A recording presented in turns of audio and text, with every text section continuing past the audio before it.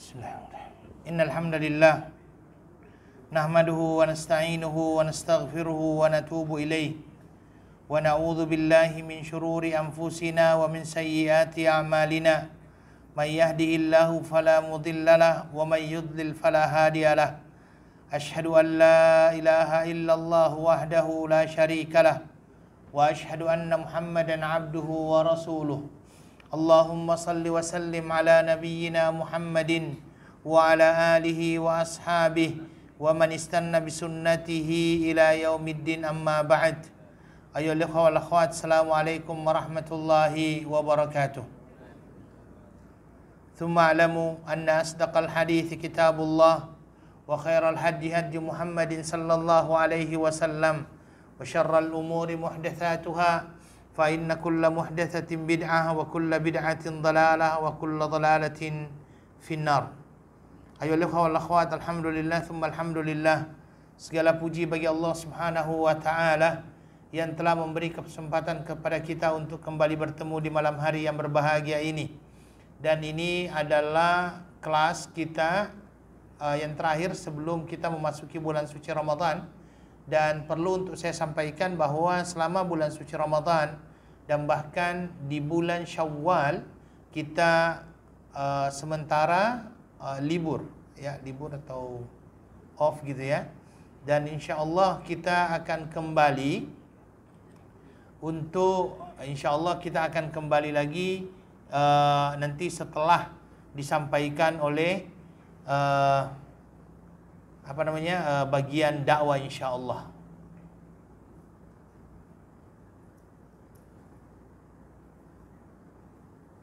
Baik. Kemudian yang kedua, malam ini insya-Allah kembali kita akan menjelaskan berkenaan dengan hukum hakam yang ada di dalam masalah puasa. Mungkin ada di antara antum yang sudah tahu ya. Tetapi insya Allah kita mencoba untuk menjelaskan beberapa permasalahan-permasalahan yang sering kita dapatkan berkenaan dengan puasa di bulan suci Ramadan ini. Yang pertama sekali saya mungkin akan naikkan berkenaan dengan masalah niat. Oke? Dan kalau seandainya ada pertanyaan yang ingin ditanyakan, silahkan ditulis ya. Silahkan ditulis di dalam kertas. Ya, kalau ada yang mau langsung juga silahkan, karena kemarin saya sudah dapat arahan untuk membuka pertanyaan. Berapa menit bang? 30 menit? Kurang lebih. Bagian dakwah, bagian bawah. Jadi insya Allah kita akan adakan tanya jawab. Kalau saya bisa jawab alhamdulillah, kalau tidak ada banyak ustadz di depan saya ini yang bisa menjawab insya Allah. Baik. Pertama sekali saya akan membawakan berkenaan dengan masalah niat puasa. Ya, di dalam masalah niat puasa ini ada 4 permasalahan yang akan kita timbulkan. Yang pertama, apakah niat adalah merupakan syarat sahnya puasa? Kemudian yang kedua, apakah perlu untuk kita senantiasa perbaharui niat tersebut? Kemudian yang ketiga, apakah perlu ditentukan jenis puasanya, ya? Kemudian yang keempat, apakah berpuasa tanpa niat akan membatalkan puasa walaupun dia tidak berbuka? Nah, ini beberapa pertanyaan yang mungkin akan kita jelaskan pada malam hari ini. Yang pertama adalah, apakah niat adalah syarat sahnya puasa? Oke. Jadi, dia mempunyai skenario seperti ini. Kalau seandainya misalnya Anda tertidur, ya, habis sholat maghrib, ya mungkin dikarenakan kita terlalu penat, ya, kan insya Allah puasa itu di hari Kamis, satu puasa ya. Kemudian di hari Rabu itu, qadarullah kita tertidur. Setelah sholat isya kita tertidur dan tidak sempat untuk berniat. Tidak sempat untuk berniat. Dan kita pun tidak ada niat sama sekali untuk puasa besok. Tertidur kita, setelah tertidur bangunnya jam 7 pagi. Ya, bangunnya jam 7 pagi. Di jam 7 pagi hari Kamis itu orang-orang sudah berpuasa. Orang-orang sudah berpuasa. Sekarang kedudukan orang tersebut macam mana? apakah dia lanjutkan dengan berpuasa juga atau tidak? Dan apakah kalau seandainya dia berpuasa, puasanya dianggap sah atau tidak? Ya, puasanya dianggap sah atau tidak? Karena malam harinya dia tidak berniat. Ya, malam harinya dia tidak berniat. Tiba-tiba dia sudah masuk di bulan 1 di tanggal 1 Ramadan. Oke. Apakah dia lanjutkan puasanya? Dan kalau seandainya dia lanjut puasanya, adakah puasanya itu sah tanpa niat? Ya. Maka ini yang menjadi pertanyaan di dalam hal ini. Di dalam hal ini ada dua pandangan. Pandangan yang pertama, dan ini adalah pandangan mayoritas ulama, mengatakan apa? Bahwasanya yang dinamakan dengan niat adalah syarat sahnya puasa. Artinya, kalau seandainya ada orang seperti itu tadi, ya, ada orang seperti itu tadi, sah tidak puasanya? Dia tidak berniat. Nah, tidak sah menurut mayoritas ulama. Tetapi ada sebagian ulama yang mengatakan tidak. Dia tidak menjadi syarat puasa Ramadan. Khusus untuk puasa Ramadan, dia tidak menjadi syarat puasa Ramadan. Maka sebagian ulama ini mengatakan kalau seandainya ada kasus seperti itu tadi, orang yang terbangun pukul 7 pagi dan dia belum sempat yang namanya berniat dan sudah masuk 1 Ramadan, dan kalau seandainya dia berpuasa, menurut sebagian kecil ulama, puasanya adalah sah. Puasanya adalah sah. Apa sebenarnya perbedaan pandangan ulama di dalam hal ini?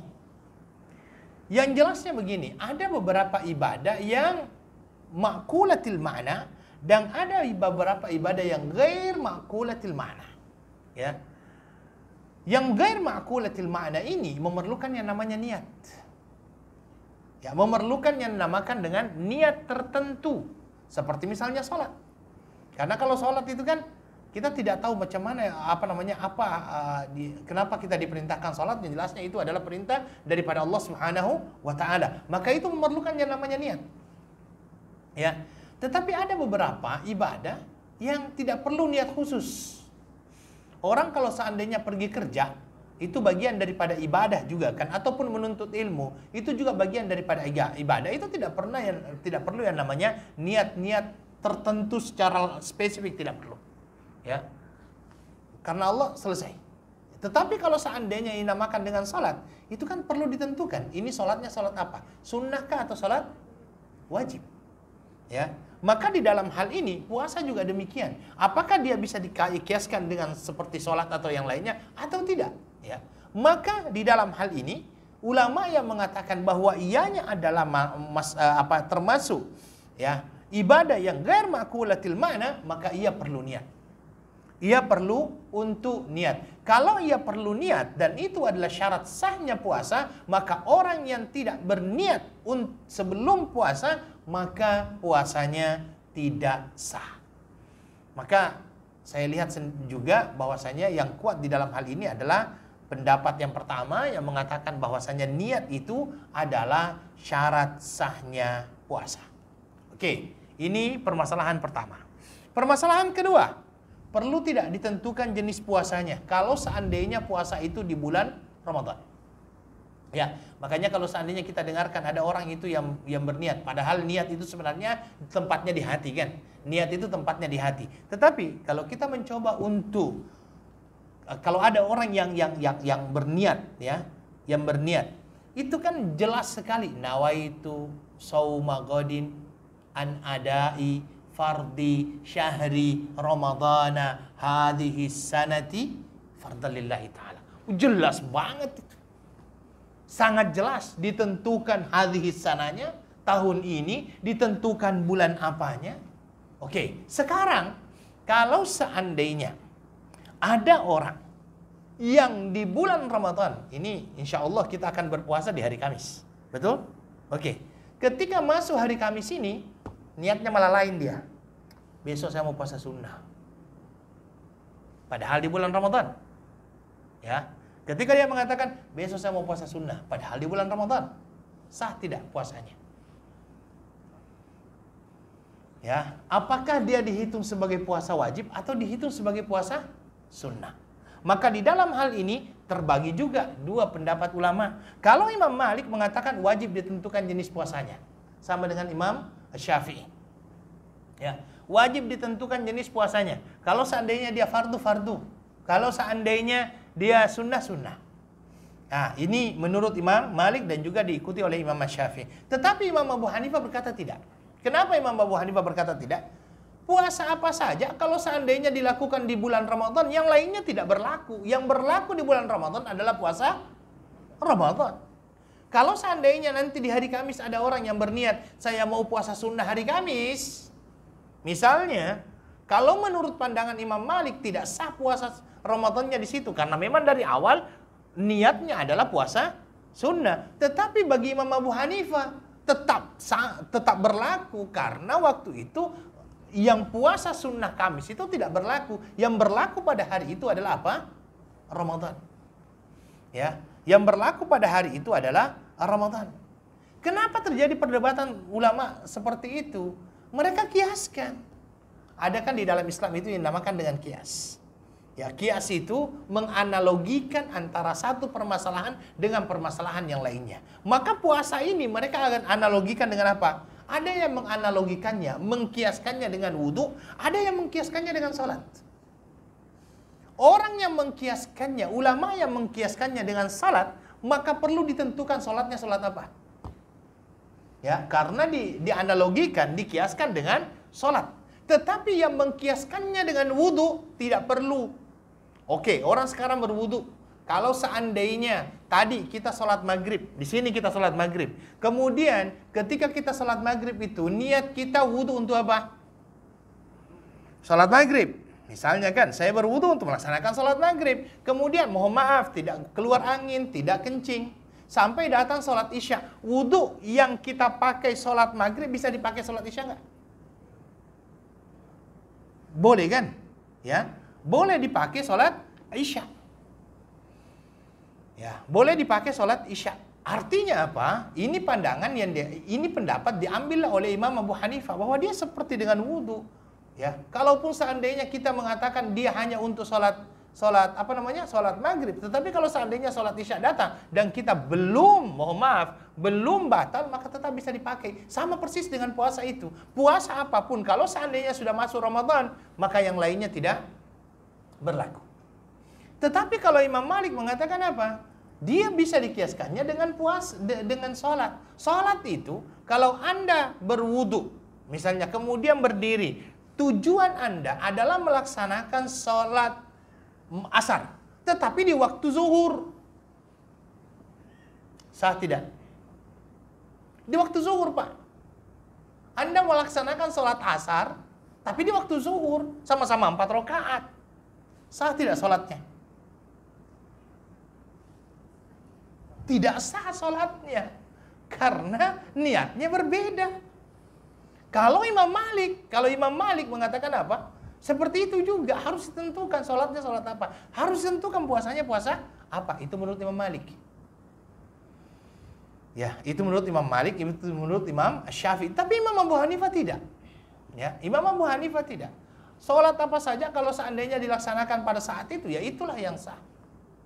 Ya, puasa sama dengan puasa.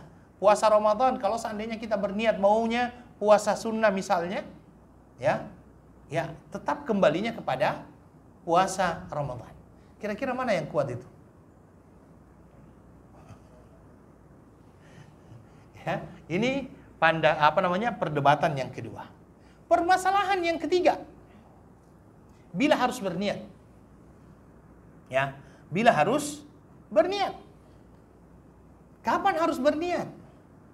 Boleh tak kita berniat waktu pagi? Seperti tadi itu, orang kira-kira tidak sempat berniat malam, tiba-tiba bangun pukul 7, sudah masuk waktu itu, dia tidak berniat. Boleh tidak berniat waktu paginya? Oh iya, saya mau puasa. Boleh tidak? Nah, ini pertanyaannya seperti itu. Kalau Imam Malik mengatakan apa? Puasa apa saja wajib niatnya sebelum fajar.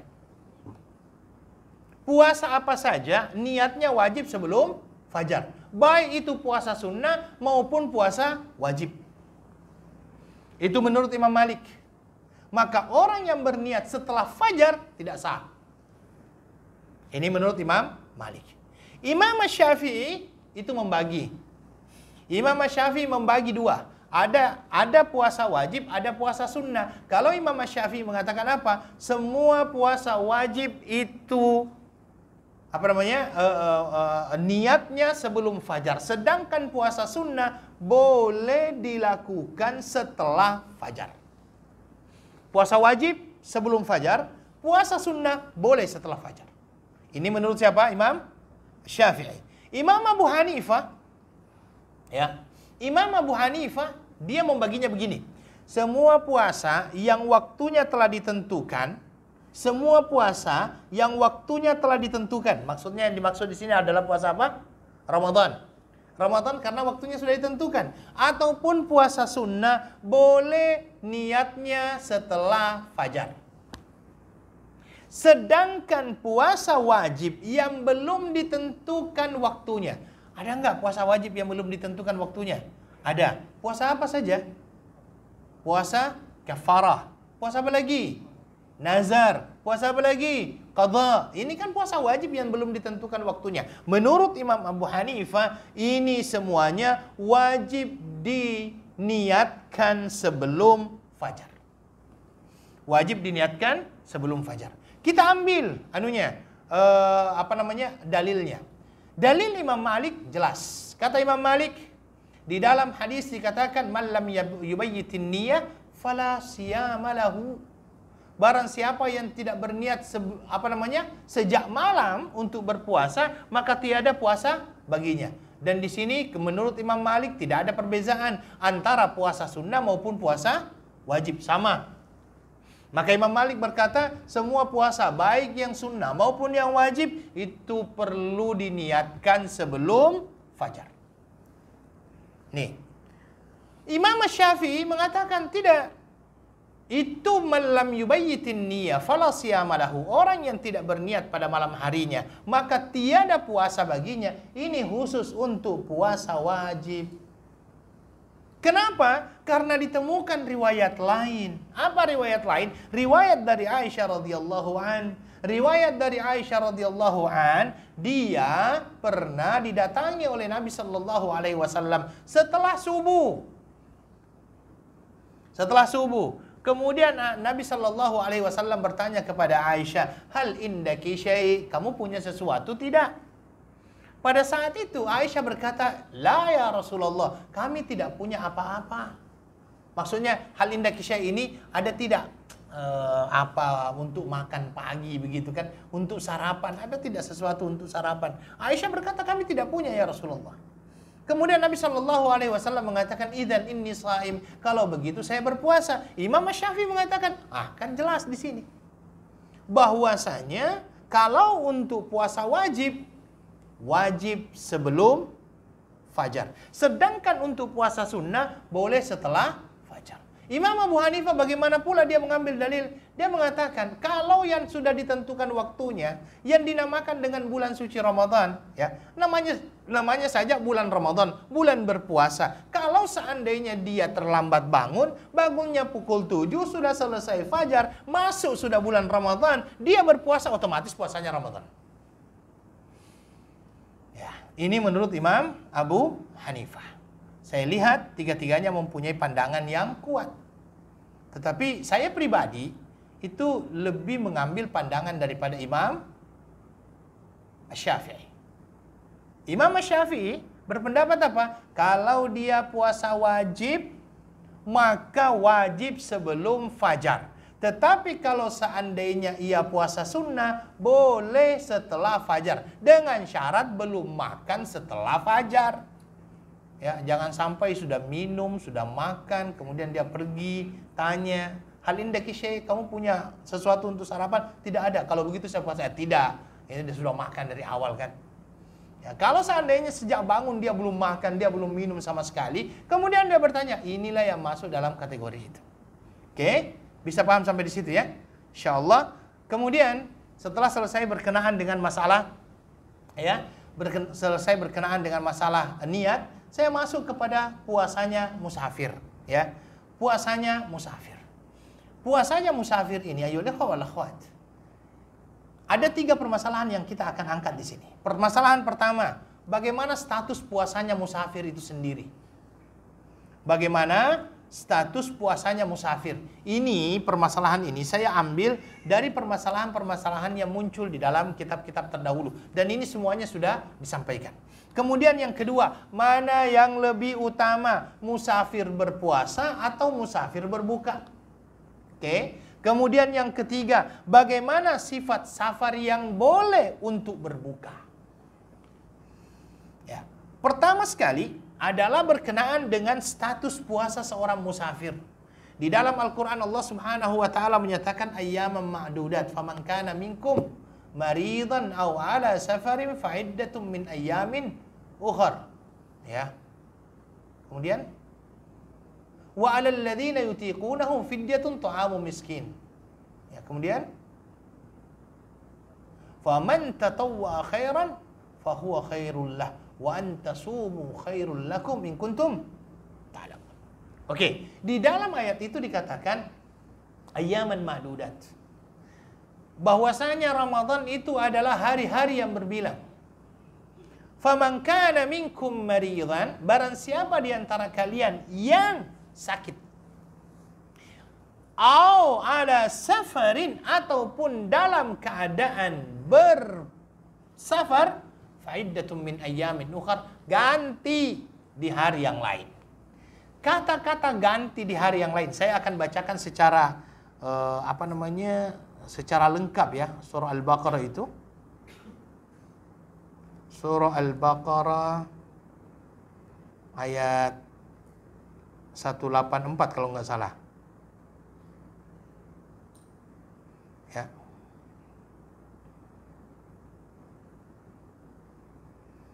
Di sini dikatakan, maka barang siapa di antara kamu sakit atau dalam perjalanan maka wajib mengganti sebanyak hari yang dia tidak berpuasa pada hari-hari yang lain. Dan bagi orang yang berat menjalankannya wajib membayar fidyah, yaitu memberi makan seorang muslim miskin. Tetapi barang siapa dengan kerelaan hati mengerjakan kebajikan, maka itu lebih baik baginya dan puasamu itu lebih baik bagimu jika kamu mengetahui. Ya. Menurut para ulama, ya, antara penggalan pertama dengan penggalan kedua itu ada yang mengatakan ada hubungan. Ada juga mengatakan dia berhenti di situ. Jadi fa'iddatum min ayyamin ukhar. Ya, setelah itu muncul lagi hukum lain. Ini berkenaan dengan masalah fidyah, ya, pembayaran fidyah. Jadi di sini akhirnya dipermasalahkan status puasa seorang musafir. Karena jelas-jelas dikatakan seorang musafir itu hendaklah dia mengganti di hari yang lain. Ya, perintahnya di situ, kalau seandainya Anda sakit atau Anda musafir, ganti di hari yang lain. Kata-kata ganti di hari yang lain ini seolah-olah memberikan gambaran bahwasanya status puasa seorang musafir itu sendiri dipertanyakan. Ya, dipertanyakan. Sehingga, mohon maaf, di sini ada dua pandangan. Ada yang mengatakan, apakah seorang musafir yang tetap berpuasa dihitung sebagai puasa fardu atau dia terhitung sebagai bukan puasa fardu? Kalau bukan puasa fardu, walaupun dia berpuasa pada hari itu, karena itu bagian daripada kebaikan, dia tetap harus mengganti di hari yang lain. Pandangannya siapa itu? Ini ada dua pandangan. Pandangan yang pertama adalah pandangan mayoritas ulama yang mengatakan bahwa status puasa seorang musafir tetap dianggap sebagai puasa fardu. Jadi kalau dia berpuasa, tetap dianggap sebagai puasa fardu. Tetapi mazhab zahiri yang mencoba hanya melihat hadis itu, langsung dengan nasnya, itu mengatakan apa? Dia tidak masuk dalam kategori puasa fardu. Karena jelas-jelas di situ dikatakan yang bermusafir maka tidak ada puasa baginya. Dia perlu menggantinya di hari yang lain. Fa'iddatum min ayyamin ukhar. Ya. Tetapi ayyuhal ikhwah wal akhwat, ini semuanya berangkat dari cara memahami surah Al-Baqarah ayat yang 184 itu. Cara memahami surah Al-Baqarah ayat 184 sehingga muncul dua permasalahan ini. Tetapi kalau kita mencoba untuk mengkajinya lebih dalam, kita akan dapatkan bahwasanya ayat itu, satu ayat itu masih mempunyai hubungan. Maka kita ambil akhir-akhirnya itu, wa antasumu khairul lakum in kuntum ta'lamun. Kalau seandainya engkau berpuasa itu lebih baik bagimu, maka dikarenakan itu juga terjadi lagi permasalahan. Sebenarnya seorang musafir ini lebih utama musafir berbuka atau musafir berpuasa? Ya. Kalau Anda seorang musafir, lebih utama Anda bersafar dalam keadaan berpuasa atau safar dalam keadaan berbuka? Oke, dalam hal ini ada 3 pandangan. Pandangan yang pertama, ini adalah pandangan daripada Imam Malik dan Imam Abu Hanifah. Apa yang mereka katakan? Berpuasa bagi musafir lebih baik daripada berbuka. Oke, dan termasuk di dalam hal ini adalah Imam Syafi'i. Imam Syafi'i juga berpendapat dengan pendapat yang sama. Imam Ahmad bin Hanbal mengatakan berbuka lebih baik daripada berpuasa. Oke. Sebagian ulama mengatakan bahwa itu adalah pilihan. Mau puasa tafadhol, tidak mau puasa tafadhol. Dalilnya bagaimana? Ya. Jadi, kalau seandainya kita mencoba untuk mengkaji apa sih sebabnya mereka berbeda pendapat ini, ternyata perbedaan pendapat mereka ini berasal dari cara memahami nas, dalil yang banyak. Jadi ditemukan ada beberapa dalil. Dalil yang pertama ini dari Hamzah bin Amr al-Aslami radhiyallahu an, ya. Dia datang kepada Nabi sallallahu alaihi wasallam, kemudian dia berkata kepada Rasulullah, "Ya Rasulullah, inni ajidu bi quwwatan 'ala siyami fi safar. Fa hal alayya junah?" Ya Rasulullah, saya ini adalah orang yang kuat berpuasa walaupun dalam perjalanan. Dosa tidak saya? Pertanyaannya itu, saya berdosa tidak? Kemudian Nabi Shallallahu Alaihi Wasallam mengatakan, hiya rukhsatun minallah. Dia adalah merupakan rukhsah dari Allah. Faman akhadha biha fahasan. Kalau seandainya ada orang yang mau, silakan, itu baik. Tetapi kalau seandainya ada yang ingin berpuasa, maka tidak ada berdosa baginya. Kalau kita memahami dalil ini, apa yang kita dapatkan? Seolah-olah berbuka lebih baik daripada berpuasa. Karena Nabi mengatakan, ini adalah rukhsah, yang mau mengambilnya silahkan. Kalau tidak mau mengambil, ya silahkan juga. Bahkan dikatakan yang mau tetap berpuasa, fala junaha alaihi. Oke. Yang kedua, dari Jabir bin Abdullah. Dari Jabir bin Abdullah radhiyallahu an, ini pernah satu hari, kata dia, kunna ma'a Rasulillah sallallahu alaihi wasallam fi safar. Dulu kami pernah melakukan perjalanan bersama Rasulullah sallallahu alaihi wasallam. Dalam perjalanan itu, di dalam hadis itu dikatakan, fara'a zihaman wa rajulan qad zullila alaihi. Kita dapat ada orang yang sedang berkerumun. Di tengah kerumunan itu ada seseorang yang sedang dinaungi karena kepanasan begitu. Kemudian Nabi Shallallahu Alaihi Wasallam bertanya, "Mahada? Ada apa ini? Kenapa ini?" Kata orang-orang itu, "Ya Rasulullah shahim, orang ini puasa, tapi sudah apalagi namanya itu? Mau pingsan. Belum pingsan, mau pingsan." Ya. Kemudian akhirnya Nabi Shallallahu Alaihi Wasallam berkata, "Laisal birru siyam fis safar." Tidaklah merupakan sebuah kebajikan kalau seandainya dia berpuasa di dalam perjalanan. Kalau kita mau pahami apa yang terjadi ini? Berbuka lebih baik daripada berpuasa. Oke. Yang ketiga, ini dari Aisyah radhiyallahu anha. Ada seorang laki-laki datang kepada Nabi sallallahu alaihi wasallam, dia bertanya, "Ya Rasulullah, asumu fis safar?" "Ya Rasulullah, boleh tidak saya berpuasa selama dalam perjalanan ataupun dalam keadaan bersafar?" Nabi sallallahu alaihi wa kana katsirus siyam. Dalam riwayat hadis tersebut diterangkan, orang yang bertanya ini banyak berpuasa. Kana katsirus siyam, banyak berpuasa. Dalam perjalanannya ini dia suka sekali berpuasa. Maka Nabi sallallahu alaihi wasallam mengatakan, "In syi'ta fasum wa in syi'ta fa'aftir." Kalau kamu mau puasa, tafadhal. Tidak mau berpuasa juga, tafadhal. Ini seolah-olah adalah takhir, pilihan. Mau puasa silahkan, tidak mau puasa silahkan. Ya, ini adalah dalil yang disampaikan oleh beberapa pandangan.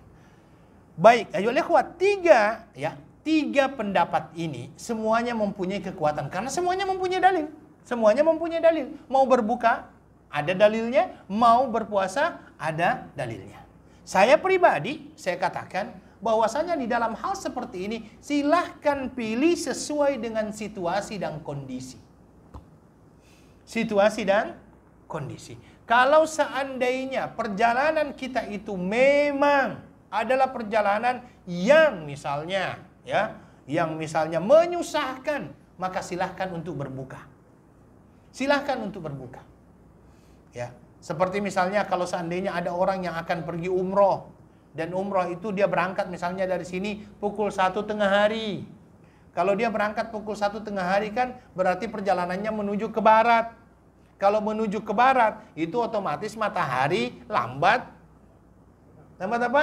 Lambat tenggelam. Berarti kalau seandainya kita berangkat dari sini, berangkat dari sini, perjalanan 8 jam itu, kalau kita berangkat jam 1 misalnya. Jam 1. Jam 1 ditambah 9 jam berapa? Jam 10 kan? 10 dikurang 5. Pukul 5. Sampai di jeda pukul 5 belum buka puasa, Pak. Kalau di sini sudah pukul 10, di sana masih pukul 5, masih terang matahari. Masih terang matahari. Di sana 6.30 baru buka. Kalau 6.30 di sana berbuka dan kita masih berpuasa di saat itu, berarti kita berpuasa memang lebih dari rata-rata.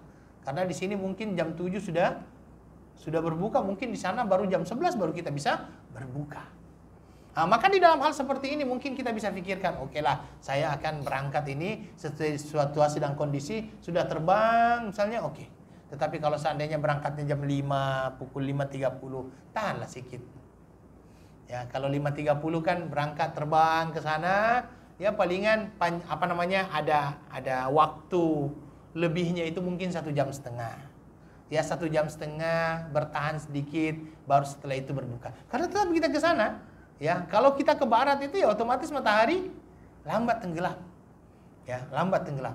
Mungkin kalau kita berangkat pukul 5 dari sini, mungkin di atasnya India baru kita bisa berbuka. Di atasnya India, kalau sini India kan kira-kira 3,5 jam 3,5 jam di atas, kita lewati di atas India itu 3,5 jam, 3 atau 4 jam. Setelah seperti itulah. 4 jam di atasnya India baru kita berbuka.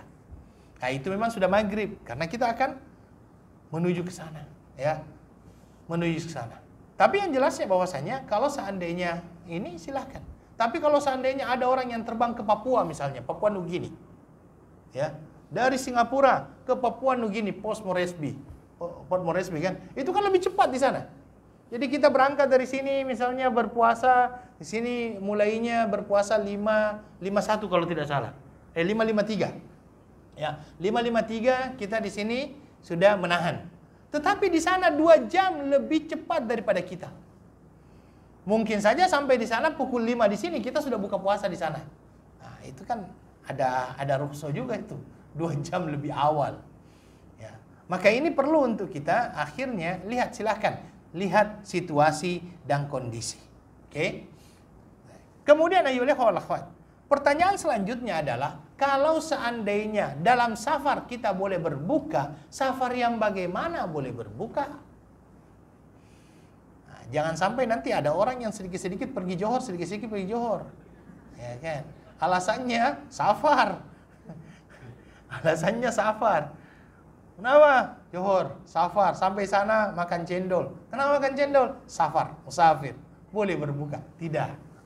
Maka di sini juga safar ini akhirnya safar yang bagaimana boleh berbuka. Terus terang, kalau berkenaan dengan masalah safar yang boleh berbuka ini akhirnya kita kembali kepada perdebatan ulama yang mana yang dinamakan dengan safar, di mana itu boleh untuk mengqashar salat. Kembalinya ke sana. Kalau Imam Syafi'i kan jelas. Kalau Imam Syafi'i jelas. Kilometernya pun jelas. Tetapi sebagian besar ulama tidak. Karena memang Nabi Shallallahu Alaihi Wasallam tidak pernah menjelaskan berapa jarak seseorang boleh mengqashar. Tidak ada. Di dalam Al-Quran memang dikatakan Wa idza darabtum fil ardi falaysa 'alaikum junahun an taqsuru minas shalah. Kalau seandainya kalian melakukan perjalanan, kalian boleh saja mengqasar salat. Sekarang yang dinamakan perjalanan itu berapa jauh? Apakah kalau seandainya saya ke Gelang masuk dalam kategori perjalanan? Karena ada pendapat ulama bahwasanya cukup 3 mile atau 1 mile itu sudah bisa masuk dalam kategori musafir. 3 mile itu berapa kilo? Kurang lebih 5. Sini Gelang Kim Kolej Islam Muhammadiyah itu sudah lebih daripada 5 kilo kan? Nah, ini juga adalah merupakan permasalahan. Maka di dalam hal ini juga mayoritas ulama mengatakan safar yang diperbolehkan untuk berbuka adalah safar yang diperbolehkan untuk qasar. Ya. Sedangkan mazhab Zahiri mengatakan apa? Safar apa saja boleh untuk berbuka. Ya. Boleh untuk berbuka. Safar apa saja. Karena memang tidak ditentukan safarnya. Maka di sini juga ya akhwat, saya mau begini. Bahwa di dalam Islam itu selain syariat ada yang dinamakan dengan akhlak. Ya, selain syariat ada yang dinamakan dengan akhlak. Akhlak itu bisa menjadi sebuah penghias untuk syariah kita. Oke. Jadi maksud saya begini, kalau seandainya ada orang yang pergi ke Batam, musafir bukan? Musafir. Ya. Kenapa saya katakan musafir? Ya. Antum semuanya kalau ke Batam hampir kebanyakannya qasar. Berarti kan musafir. Oke. Tetapi ya sebagai bentuk misalnya akhlak itu harus bisa bersama dengan yang namanya syariat. Takkanlah kalau hanya seperti ke Batam saja langsung berbuka gitu kan. Tahanlah sedikit. Wa antasumu khairul lakum. Engkau berpuasa itu lebih baik. Ya. Ya, berpuasa itu lebih baik. Wallahu ta'ala a'lam. Ini berkenaan dengan masalah. Nah, itu ada beberapa pertanyaan. Oke. Mau memakai ulama Zahiriyah silahkan. Ya. Jadi kalau saya hanya menyampaikan ya, mau memakai saya mau ambil ulama Zahiriyah, artinya tidak ada yang namanya batasan dalam masalah safar. Pergi Johor sikit, buka. Ya, Anda bertanggungjawabkan di hari kiamat aja. Oke, ini nanti insya Allah. Oke, nanti insya Allah saya akan jelaskan ini. Oke, sekarang ini yang penting-penting saja saya akan sampaikan. Sekarang biasanya juga ada orang yang bertanya berkenaan dengan masalah orang hamil dan menyusui. Kalau seandainya mereka tidak berpuasa, adakah dia membayar fidyah? Ataukah dia ganti puasa? Ya, pertanyaannya begitu kan? Oke. Dalam hal ini ada 4 pendapat. Saya hanya sampaikan pendapat saja. Oke. Ada 4 pendapat dari ulama. Pendapat yang pertama, ini adalah pendapat dari Ibnu Umar dengan Ibnu Abbas. Pendapat yang pertama adalah pendapat daripada Ibnu Umar dan Ibnu Abbas, kedua-duanya adalah sahabat ya. Beliau berdua berkata fidyah tanpa qadha. Fidyah tanpa qadha, ya. Fidyah tanpa qadha. Ini Ibnu Umar dengan Ibnu Abbas. Oke. Abu Hanifah, Abu Ubaid, Abu Thawr mengatakan qadha tanpa fidyah. Kebalikannya. Ya. Imam Syafi'i, ini Imam Syafi'i, dia yang lebih keras. Dia mengatakan wajib qadha, wajib fidyah. Ya, wajib qadha, wajib fidyah. Sebagian ulama membedakan. Orang hamil qadha, orang menyusui fidyah dan qadha. Ya. Orang hamil qadha, sedangkan orang menyusui qadha dan fidyah. Oke. Kenapa terjadi perbedaan itu? Begini.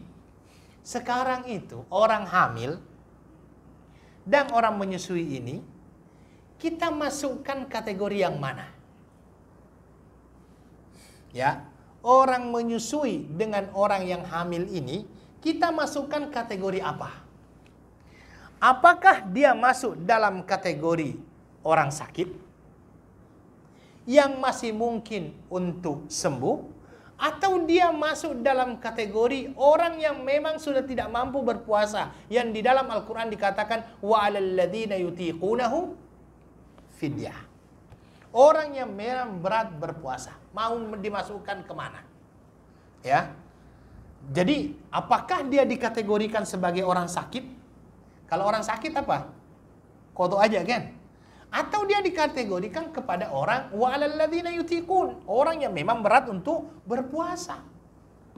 Maka di sini pendapat tersebut akhirnya kita dapat ulama yang menyamakannya dengan orang yang sakit. Mereka mengatakan bahwa sesungguhnya orang hamil dan menyusui itu kategorinya adalah kategori orang yang sakit. Orang yang sakit yang masih bisa sembuh. Orang sakit masih bisa sembuh. Apa yang terjadi?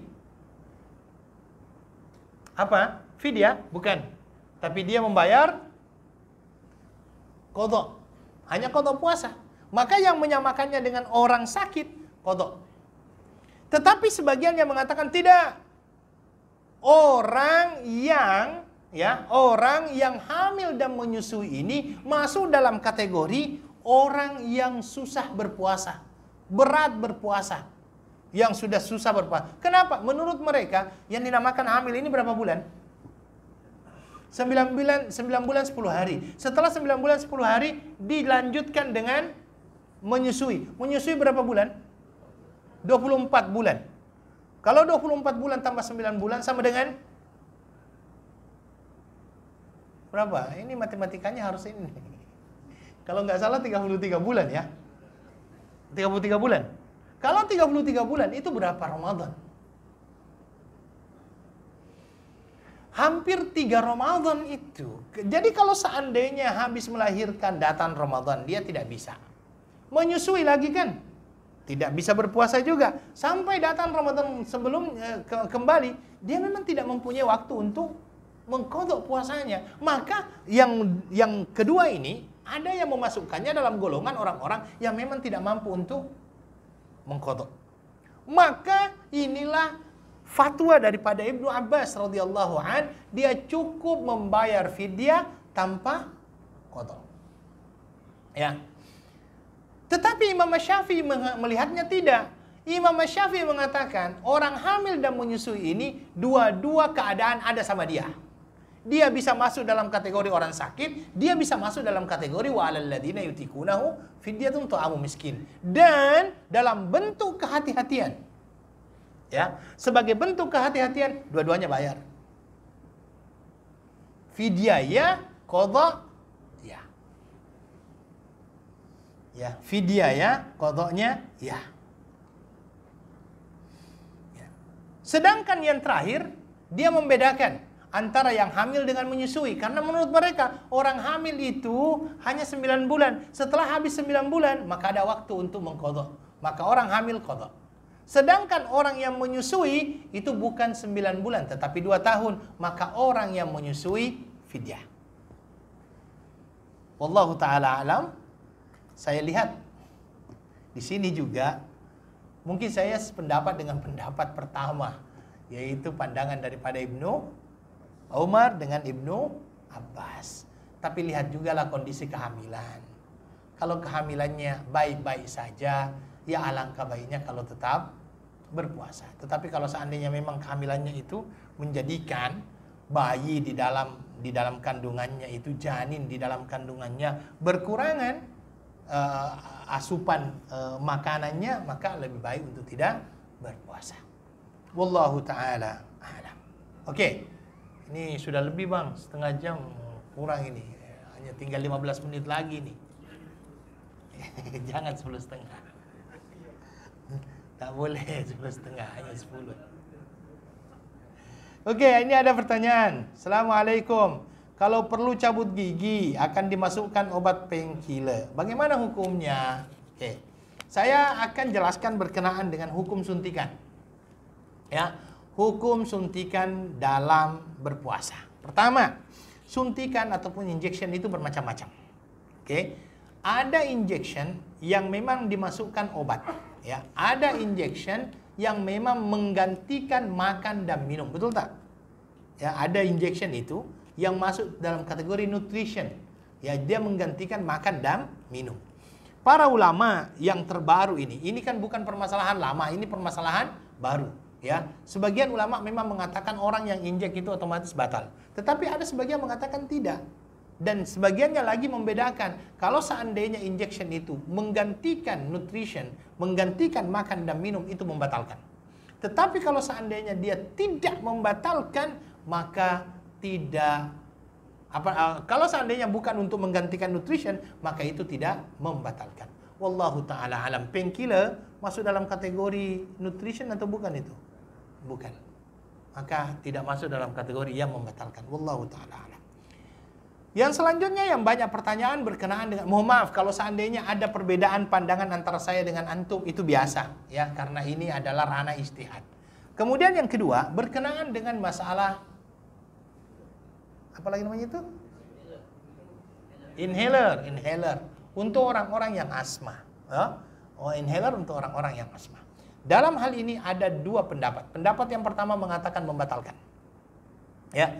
Pendapat yang kedua, pertama mengatakan membatalkan. Pendapat yang kedua mengatakan tidak membatalkan. Oke. Dan ini pernah menjadi sesuatu yang diperdebatkan di Malaysia. Karena kalau tidak salah mufti wilayah waktu itu, Ustaz Zulkifli, itu mengatakan tidak batal. Tapi itu setelah itu dia disanggah sama berbagai macam ulama. Tetapi saya lihatnya begini, ayo ikhwah. Berkenaan dengan inhaler ini, maka ulama akhirnya yang mengatakan batal, mengatakan dikarenakan dia memasukkan sesuatu dengan sengaja ke mulutnya. Ya, memasukkan sesuatu dengan sengaja ke mulutnya. Dan salah satu yang membatalkan puasa adalah memasukkan sesuatu ke dalam mulut dengan sengaja. Ya, satu. Lalu yang mengatakan tidak batal, apa dalilnya? Dalilnya adalah kias berkenaan dengan berkumur-kumur pada waktu berpuasa. Pertanyaannya, orang kumur-kumur kalau berpuasa itu boleh atau tidak? Boleh. Kalau seandainya boleh, kira-kira kita bisa pastikan bahwa air yang masuk ke dalam mulut kita betul-betul semuanya sudah keluar atau tidak ada yang tertinggal?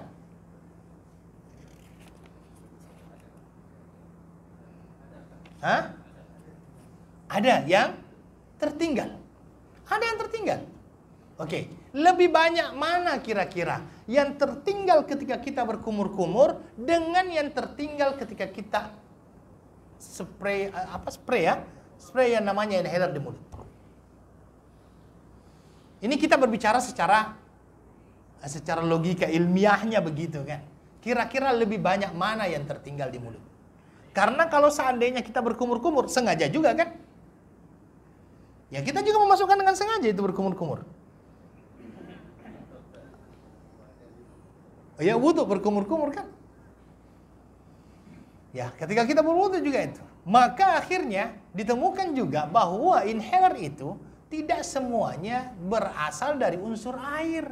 Di dalamnya itu ada 3 unsur paling tidak. Ada air, ada gas, ada satu lagi obat itu yang dimasukkan. Dan dalam penelitian itu hanya sampai ke tenggorokan, tidak sampai masuk ke dalam.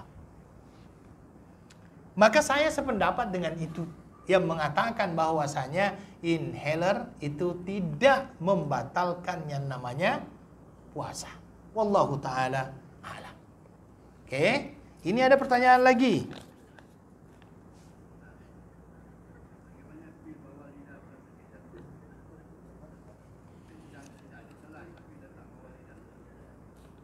Diletak bawah lidah. Sebagian ulama juga mengatakan tidak batal. Saya pernah membaca fatwanya juga. Ya. Selama tidak masuk ke dalam. Oke. Selanjutnya ini ada pertanyaan. Ustaz, berapa hari seorang musafir boleh qasar salat? Ini bukan masalah qasar kita bicarakan hari ini. Begini. Ada ulama yang mengatakan 3 hari 3 malam.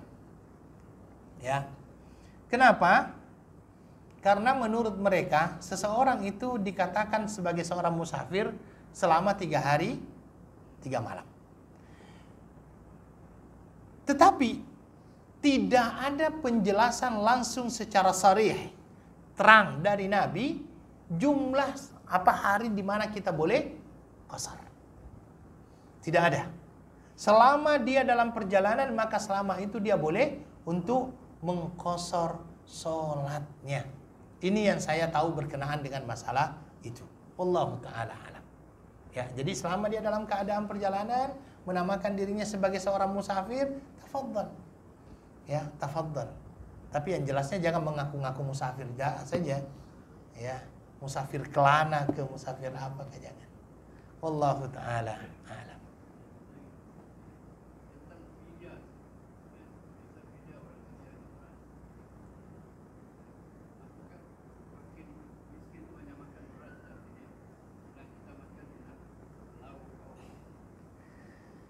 Di dalam Al-Quran sebenarnya dikatakan fafidyatun ta'amu miskin. Kata-kata ta'am. Ta'am itu adalah makanan. Makanan itu harus lengkap sebenarnya.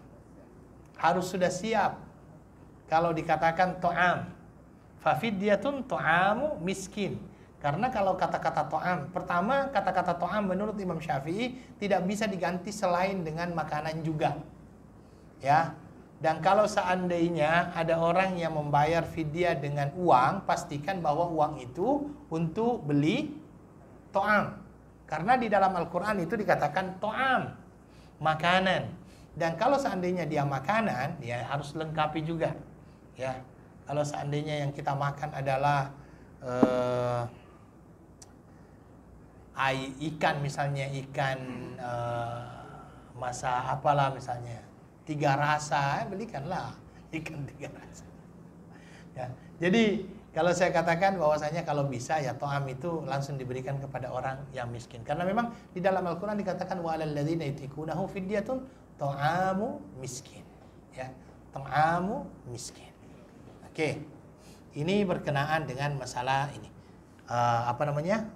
Fidyah. Mungkin saya sentuh sedikit berkenaan dengan masalah i'tikaf. Oke. Ini yang terakhir ini berkenaan dengan masalah i'tikaf. Pertama, definisi i'tikaf. I'tikaf itu berasal dari kata aqafa yaqifu yang artinya adalah lazama yulazimu. Antum mungkin pernah dengarkan kata-kata mulazamah. Mulazamah itu kan senantiasa bersama begitu kan. Kemudian yang kedua adalah dia bermakna habsun nafsi alaih. Habsun nafsi itu artinya apa?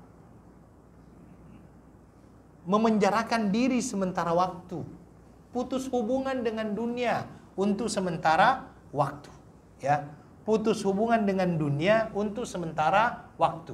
Makanya Syekh Sayyid Sabiq itu di dalam kitabnya mengatakan, wal maksud bihi huna luzumul masjid wal iqamatu fihi bi niyatit taqarrub ila Allah azza wa jal, ya, berada di dalam masjid, menjalankan kewajiban dengan niat untuk mendekatkan diri kepada Allah Subhanahu wa taala.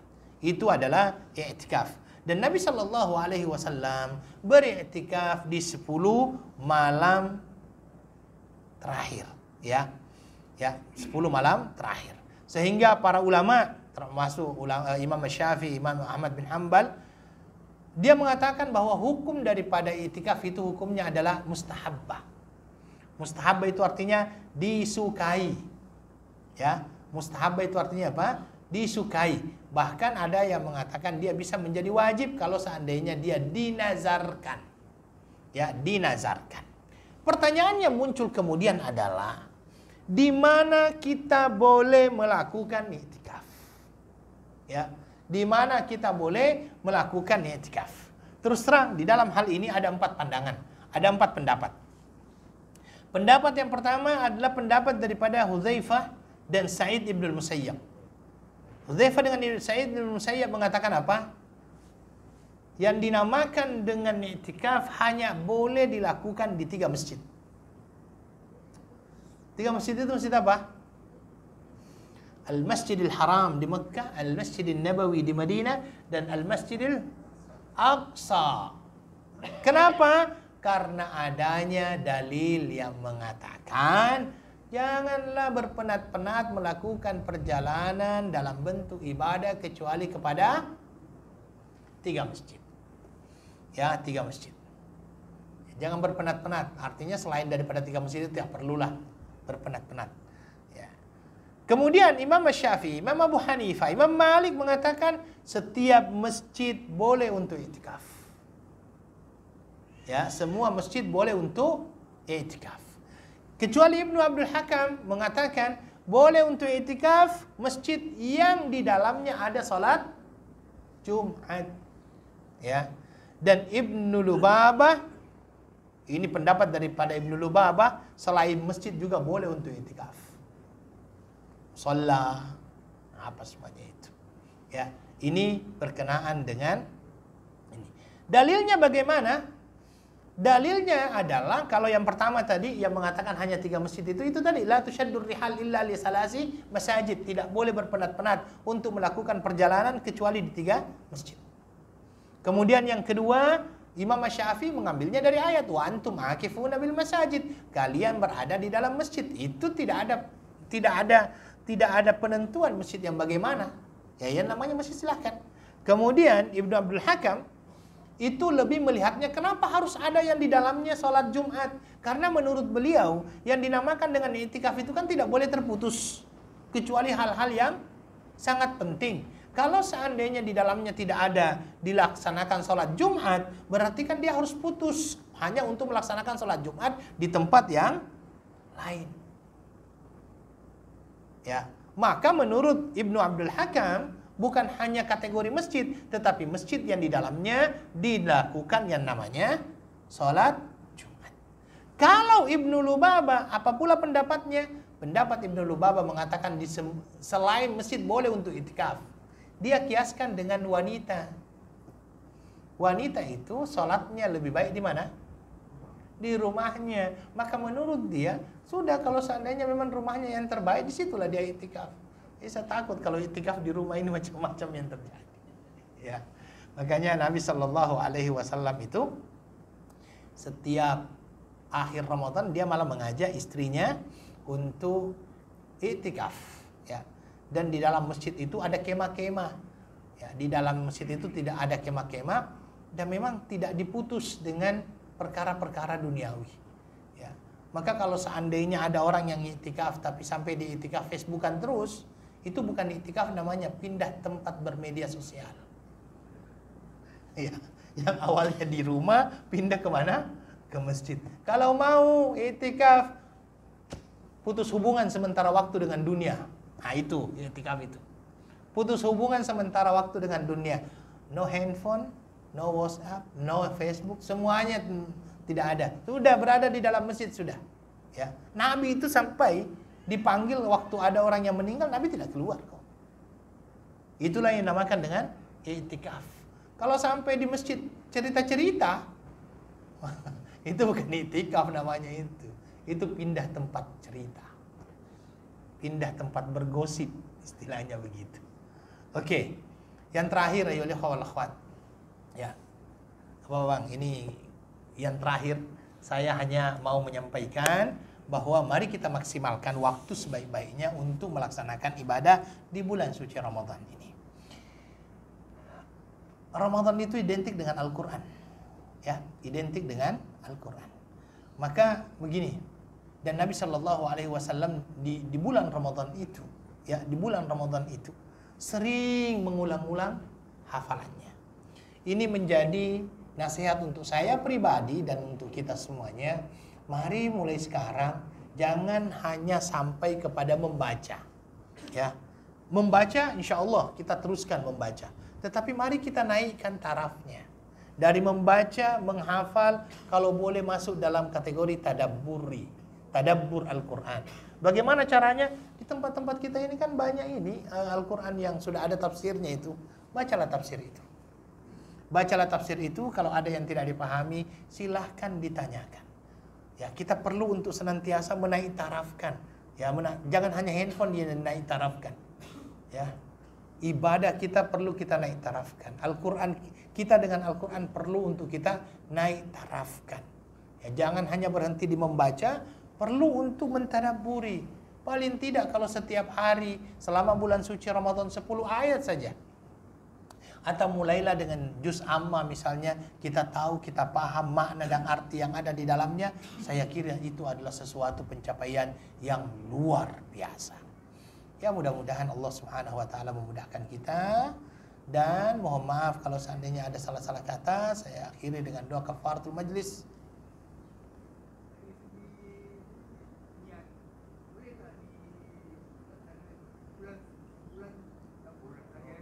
Insya Allah kalau Imam Malik diperbolehkan 1 bulan langsung. Ya, awal Ramadan untuk sebulan. Tetapi kalau Imam Syafi'i setiap malam.